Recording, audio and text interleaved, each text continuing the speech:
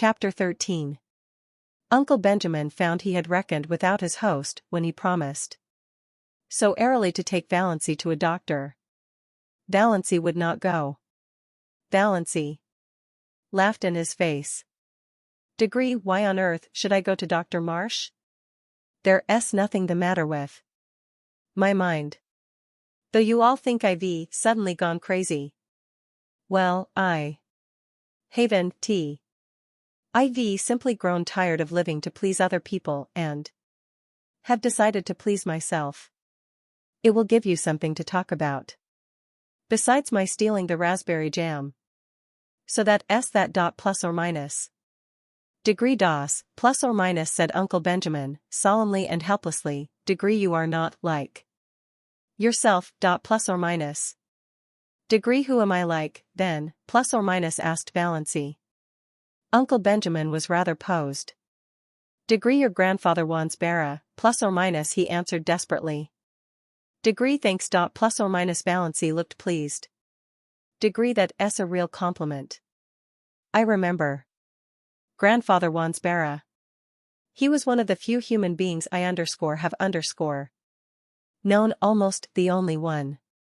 Now, it is of no use to scold or entreat or command Uncle Benjamin or exchange anguished glances with Mother and Cousin Stickles. I am not going to any doctor.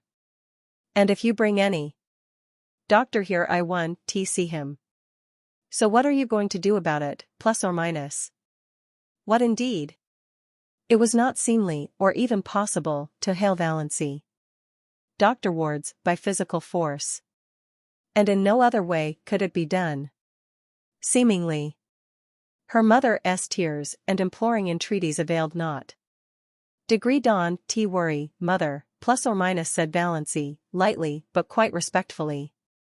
Degree, it isn't likely I'll do anything very terrible.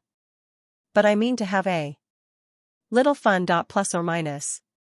Degree, fun, plus or minus. Mrs. Frederick uttered the word as if Valancy had said she was going to have a little tuberculosis. Olive, sent by her mother to see if she had any influence over Valancy, came away with flushed cheeks and angry eyes. She told her mother that nothing could be done with Valancy. After she Olive had talked to her just like a sister, tenderly and wisely. All Valancy had said, narrowing her funny eyes to mere slips, was, Degree I don't show my gums when I laugh. Plus or minus. Degree, more as if she were talking to herself than to me. Indeed, Mother, all the time I was talking to her, she gave me the impression of not really listening. And that wasn't all. When I finally decided that what I was saying had no influence over her, I begged her, when Cecil came next week, not to say anything queer before him, at least. Mother, what do you think she said, plus or minus? Degree, I am sure I can imagine, plus or minus, groaned Aunt Wellington, prepared for anything. Degree, she said, I'd rather like to shock Cecil. His mouth is too red for a man's. Mother, I can never feel the same to Valancy again. Plus or minus. Degree, her mind is affected, Olive, plus or minus, said Aunt Wellington solemnly. Degree, you must not hold her responsible for what she says. Plus or minus. When Aunt Wellington told Mrs. Frederick what Valancy had said to Olive, Mrs. Frederick wanted Valancy to apologize.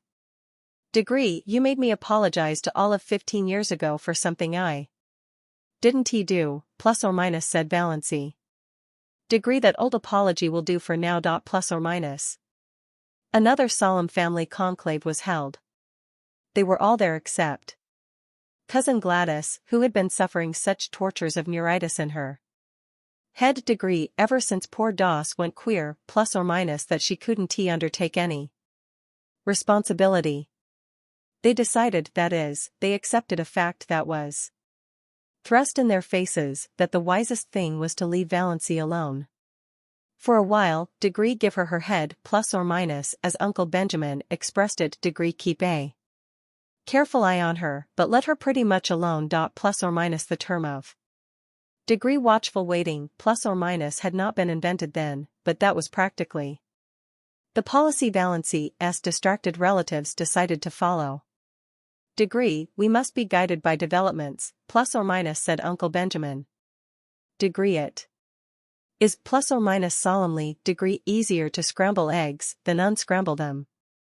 Of course, if she becomes violent, plus or minus. Uncle James consulted Dr. Ambrose Marsh. Dr. Ambrose Marsh approved their decision. He pointed out to irate Uncle James, who would have liked to lock Valency up somewhere, out of hand, that Valency had not as yet really done or said anything that could be construed as proof of lunacy, and without proof you cannot lock people up in this degenerate age. Nothing that Uncle James had reported seemed very alarming to Dr. Marsh, who put up his hand to conceal a smile several times. But then he himself was not a Sterling. And he knew very little about the old Valency. Uncle James stalked out and drove back to Deerwood, thinking that Ambrose Marsh wasn't much of a doctor, after all, and that Adelaide Sterling might have done better for herself.